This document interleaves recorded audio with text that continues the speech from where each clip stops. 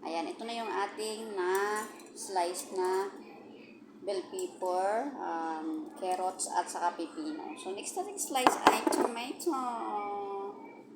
Okay, kasi mayroon kaming bisita ngayon. Then, ang last natin ay ang ating dahon. Diba? Yan. Slice muna tayo. Ganito ang lakayan slice. Kasi pag medyo maliit, kapag medyo matagal na siya, di ba parang nalulusaw siya. Kaya ito lang, ganito lang kaliit yung aming, maliliit yung hiwa. Ayan. May love shout out, and thank you so much sa lahat ng aking supporters dyan, ng aking star sender. Thank you so much. At sa aking mga followers dyan, shout out sa inyong lahat, and thank you so much sa support.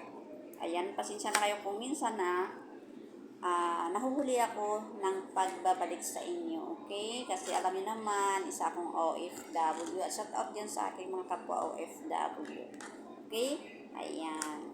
Kasi mayroon kaming bisita mamaya, kaya ayan. Busy.